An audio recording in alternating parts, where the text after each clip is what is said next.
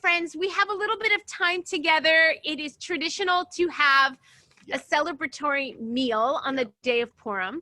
I know when Eric and I lived in Israel and New York, and we're sort of surrounded by tons and tons of Jews doing Jewish things, this was an extra special festive meal because we don't have all of the halachic parameters of having a festive meal like Shabbat or Yom Tov. So it was always a meal in which we just did other things that were not Shabbat friendly, let's just say. So anyway, please, if you have something you want to eat. If not, no problem. But it's also traditional to study some laws, some aspect of Purim. And there is a text, if you follow the link that's in the chat, which Bonnie so kindly put there for our study, you can click on that and it should say Purim, portions to friends and gifts to the poor. Does everybody see that? My mom is still looking. I know that face. So I'll wait till everybody can find it. Yep, success. Okay. Rita, I'm going to assume you found the text. Yeah. Let us know if you need any help. All right. So we have here a couple of what are called Mishnayot, a couple of little legal segments from the Rambam, Maimonides. Maimonides, among the many contributions that he made to Jewish tradition and to Jewish text, is that he basically systematized the entire Torah and halachic system and organized it, because, right, it's very hard to know. If you said, what are the 613 mitzvot, for example, of Torah, like, I don't know, how do you count them? What do they all mean? It's not so obvious. So he helped systematize the whole system of halakha. And in this section, he's going to specifically identify two of the most important mitzvot of Purim. So what are some of the, one being giving gifts to friends, mishloach manot, and the other one being gifts to the poor, matanot le'evyonim. Now, just so we're all on the same page, what would you say are the other primary mitzvot for Purim? Yes. Besides these two? To hear the Megillah. Yes, exactly. Is to hear the Megillah. Nice. And drinking, eating. Close. Well, that's actually, it's like, so it's eating a festive meal. It's eating a festive meal. We're kind of eating. And part of that is drinking, so you don't know the difference between Haman and Mordechai. Exactly. Good job, Bonnie. Exactly. Although I have to say, I heard an amazing class this week, something that I listened to, a teacher that I love that I listened to by podcast, whatever, and was talking about this idea of ad lo yada, until you don't know the difference between cursed be Haman and blessed be Mordechai, and that the Kabbalistic understanding of ad lo yada is nothing to do with drinking, but rather it's when you get to a deep, deep place of yada, of knowing, of awareness. And when you understand that really everything is connected, that there's no separation. So it was a really interesting understanding, mystically speaking, about that notion that has nothing to do with drinking. So anyway, we're going to take a look at these two mitzvot that have to do with giving gifts on this special day. And Bonnie, would you read out the text for us where it says everyone must send? Sure, let me look. Everyone must send 2 portions of mishloach manot, of meat, or 2 kinds of cooked dishes or other kinds of food to a friend, as it is said in the book of Esther, sending portions one to another, implying 2 portions to one person. All right, great. And yeah, just pause right there for 1 sec, just so we understand. So of course, there are no words that are extraneous here. And so if we're talking about portions to one another, that the Rambam extrapolates that to mean 2 people. You're giving 2 beneficiaries of your generosity. And each of those gifts needs to contain 2 different kinds of food items Another way to think about that, the rabbis teach us, is that there are two different items that would cause the recipient to need to say two different kinds of food blessings. So for example, on a hamantashen, you say borei mine mazonot. And on, I'm thinking about Natan, who's obsessed with fruit leathers, which is basically the fancy new organic fruit roll up. You would say shehakol nihiyeh bivaril.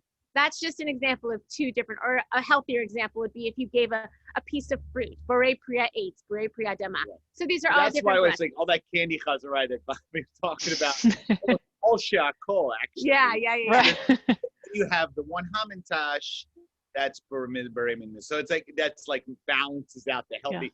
We made the joke last night, I think it was Kathy said, or someone said it, it had milk in it, it had eggs, Oh, that was the debate between the hamantash. How about halakha? Had eggs in it. That was funny. That was cute. I hate to be talking about mixed metaphors. What do they call that on Christmas? Scrooge. I hate to be the Scrooge, but I hate hamantashen. I'm gluten free, so I haven't had one in years, and I do not miss it. Oh my gosh! If I never have another hamantashen. I think they're just baked in mass, like for one day, and there's so many. So they're old. They're not fresh. Not like a fresh gourmet. If somebody just made a dozen, they'd be good. But there's something about the mass quantity. You're right, Bonnie. Well, all right, Bonnie. When you start go ahead, making Mike. them again, when you start making them again at Beth Meyer, Yes. then you should do that because those are fresh. You have your choice of fillings. They're small. They are fun. They are fun. They just don't appeal to me. But as my family would say, more for them. So wait, what did Mayrav make for the USY cooking?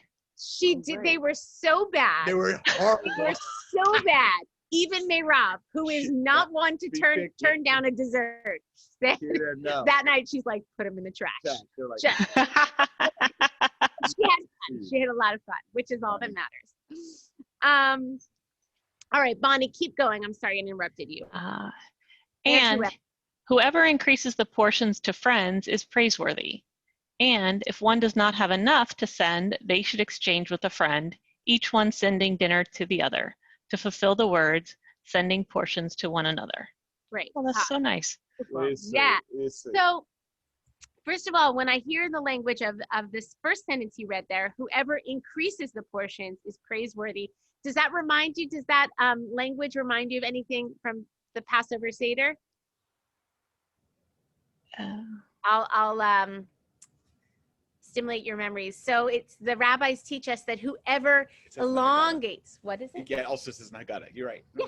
Whoever expands upon the telling of the story, the Magid, is praiseworthy. So this is kind of like halachic language, Jewish lingo language. So the idea is like, in this case, the more generous you are, like the more you give out, the better it is. This is a moment for generosity. And then what do you think about that line that if it's difficult in any way, you can always just exchange with a friend? What's that about? What do you think?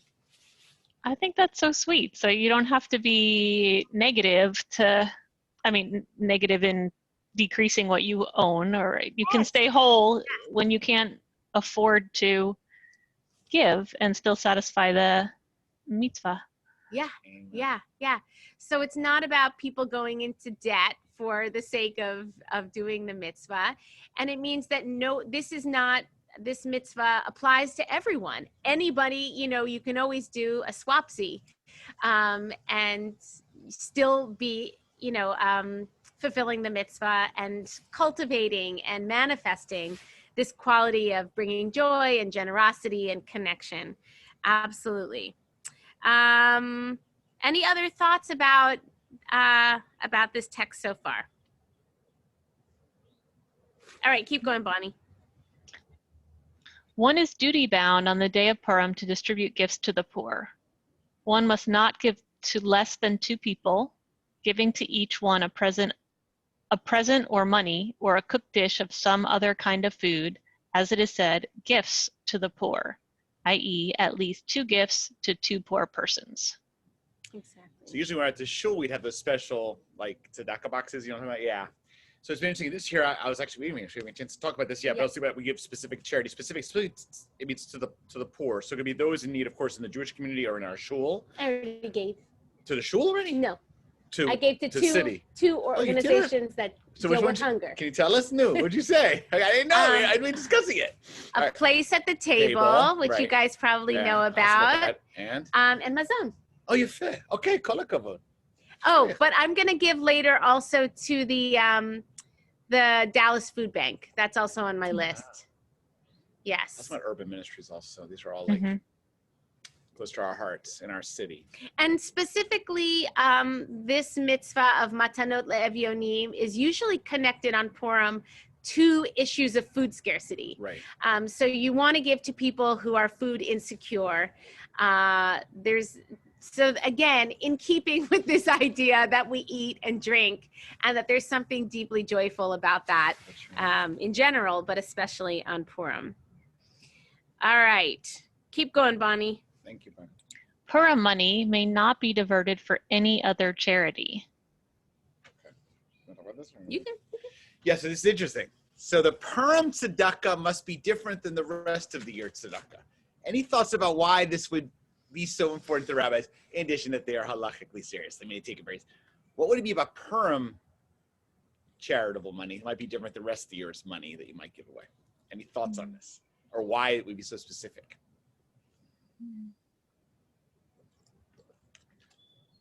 Not wondering. Not sure.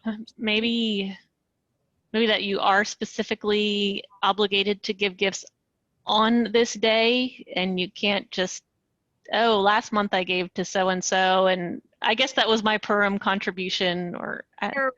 Yeah, well, that's definitely Bonnie. You're on like it's funny. You're like the Rabbi Bonnie is on it. Yeah, exactly. So just like a specific mitzvah specifically for Purim on this day. Yes, absolutely, and that's absolutely true. But full stop. I was also wondering about what else might be about Purim giving that might be what is the feeling? We mentioned this issue of food scarcity or insecurity as one option. I was just planning to, like, it's a day of just like goofing around. And so like, I think it's like interesting to say like, this is a day at the same time that like with all the fun that one has. Like one of the things I've probably said this to you before, some of you, I feel like sometimes you've heard my classes, maybe I repeat to myself too much, but I once heard a great teaching from Rabbi Yitz Greenberg, who's a rabbi in New York, and some of you may know his name. He's a tremendous influence. That guy, may he live long. And he once gave a speech to a bunch of rabbis when I was a student, and he said, I've heard all you rabbis, we were all students. I've heard all you rabbis, you always critique the bar mitzvah, lavish party, extravaganza circuit. He says, you all give those sermons that say there's too much bar in the bar mitzvah. Like I've heard that stuff, right? And he said, he's a rabbi, a very established Orthodox rabbi. He said, I disagree. If people want to celebrate a bar mitzvah, a bris, a wedding, whatever it may be, and want to really enjoy that by having a lavish meal, party, celebration, I have no issue with that. And first of all, he said that I have no issue with that because I think that he said it's rooted in celebrating life, that you are honoring life and appreciating this moment to its depth. And some people that want to emphasize that with a really blowout party, like Sei gesund, like let them do it, as long as, he said, they match that with their charitable contributions. That was his thing. He said, so if the massiveness of your party should be matched with the size of your tzedakah. And it stuck with me. I think he's right on that issue. I've actually still, from then, I was like, I hadn't really thought of it that much before that, but it became clear to me, like, instead of judging someone for how they spend their money in whatever ways they do, instead, it's about parallel. So the much we enjoy it and have joy in our Mishloach Manut and Nashing, as long as we're also giving similar amounts or similar thought to what we're doing, kosher. And that's what I like about this text. You're saying, let that Purim thing have fun, but also do the mitzvah. That's what I read of it. Yeah. It's also really fun and to give away money. I mean, it's so, it's a nachas. I feel so, every time I give tzedakah, I just feel so grateful that I'm in a position to do that. And there really is a quality of simcha, of joy of the mitzvah. Okay. So I think doing it on the day is in this case, makes a lot of sense. Mm-hmm. All right, Bonnie, will you keep reading? We have one more piece here. It is better to increase the gifts to the poor, matanot le'evyonim, than to make for oneself a big meal or to send more portions to friends. For there is no greater or nobler joy than to gladden the hearts of the poor, the orphans, the widows, and the strangers. One who makes the hearts of the unfortunate to rejoice resembles the divine presence, as it is said, to revive the spirit of the humble and to revive the heart of the sad ones. I love this. So great. It's so great. I mean, again, it's, to me, it emphasizes this point that like giving is the greatest gift of all. And it warns us of the potential for us to get really focused on our own meal, whether that's just for our family or for our kind of nearest and dearest, the people who we'd be inviting into our home, and to say, let's be clear about the priority here. If you have limited resources, make sure that you're not skimping on the matanot le'evyonim in particular, at the expense of, you know, your fancy meal at home. Bottom line, we celebrate with giving. Okay, with giving. That's the idea. really what this day is about. And these practices help us get oriented or reoriented towards the joy of that. Amen. No, nothing to add to that. It's beautiful. Exactly. Other people have thoughts. Were you aware of these mitzvot? Is there something here that you're remembering or didn't know? I like the part that it is so specifically commanded to give charity to the poor on this day. Not that it's unusual for Jewish holidays to balance celebrating with remembering those who are not in a position to do so, but Purim being the most revelry that we have. Yes. And that, hey, for sure don't forget on this day. Exactly. I agree with Bonnie. It's great. Yeah. I agree. And I love that at the core, I mean, the generosity, there's the Rambam quotes this line from Isaiah, that it's really about giving people some hope, some joy, some encouragement, some life.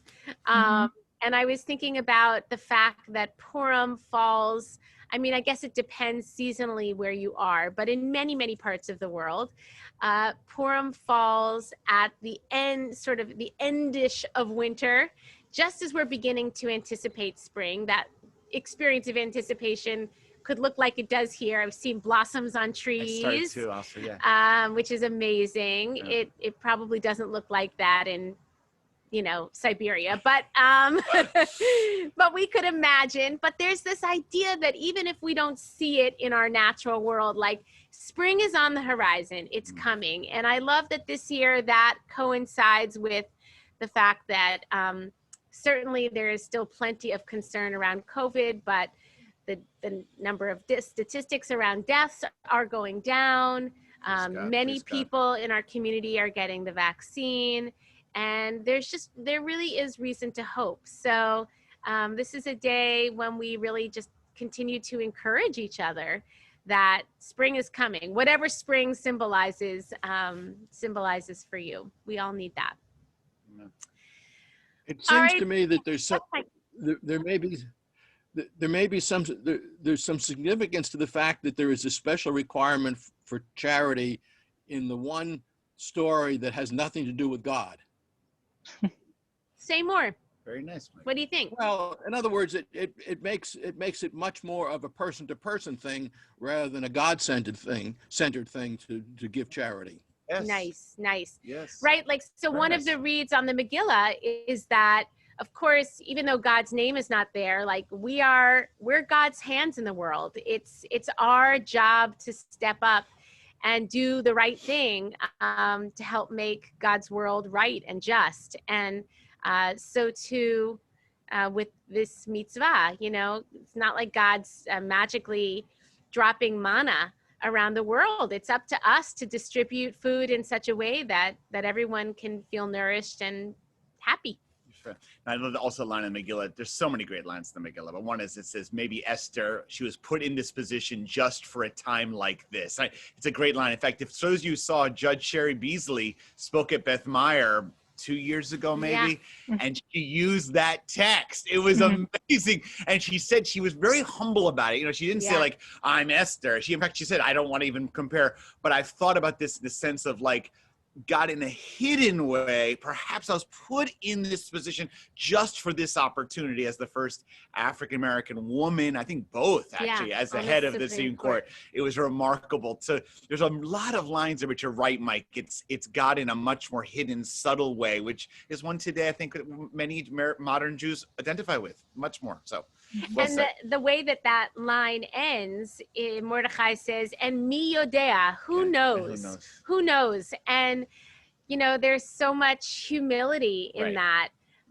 First of all, we absolutely know we did not need, this year was an unbelievable reminder of like, who knows what's going to happen, and who knows even week to week or month to month what things are going to be like. But there's a real humility around like, who knows if our gift to so-and-so or our gift of tzedakah to such and such organization is not going to like make a really profound difference.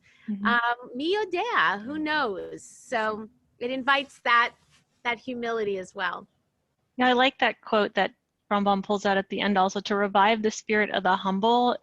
I think sometimes when we see this list of poor, orphans, widows, strangers, we just think collectively them who should just be grateful for getting food or receiving this, but these are humans with interests and spirits and appreciation for art and music, and remember that. Yeah. In fact, that line also sounds very similar to the halachic language around Sukkot. Like it says that, you know, it's supposed to be ach sameach in Hebrew, super joyful. And the Rambam says on that too, invite people to your sukkah, not just those who are in need materially, which is true, but people who are, in a sense, going through a sad moment, that you should lift their hearts. And it's a very sweet, beautiful idea. The Purim should give people a smile. I feel that particularly, maybe this will close, is that there was an article, some of you might have saw, that the religion news service happened to call me about, because this is a year ago, whatever, today, was when we were deciding whether to shut down the show. We actually decided to have the carnival and the Purim Palooza, and then but we were confused. It was really confusing. And that Shabbat, I remember that Shabbat, Jeff Engel asked me to tell people not to shake hands or to kiss the Torah, and I was like, really? But okay. We were totally confused. And then that was the last thing we've done a year ago. This is a sad day in a way. Sad. There's a sadness that we've been a year. On the other hand, as Jenny said, we're actually on the road back, which is cool. How long that's gonna be, who knows? Mi yodea. But so it's a complicated moment. But hopefully we can lift people's hearts through Zoom. I thought about how much we've lifted people's hearts last night. Last night was so much. Oh my God. It was funny. The chat with the haikus. It was so funny. You know, for all the things that we can't do, we can still perform all of these mitzvot. I mean, we can drop off gifts at people's house, contact free, and we can give tzedakah. Thank God for the internet. So, you know, it's really, it's a what can we do rather than what we can't do in this moment. I'm sure the Rambam could never have foreseen in a million years the internet, but amazing. Look at how timeless our tradition is. Resilient. So I just want to say we'll send everyone here just Purim joy, okay? You know, there's people here that I see beautiful smiles, and except for Rita, who's on the We're imagining you smiling, Rita. In your world, in your circle, who might need some Purim joy, we're playing that from a Komacheret, it says, from another place, God should bless you with joy and people around you with joy. Amen. Okay, Mike, last comment from you, Mike. We'll wrap up.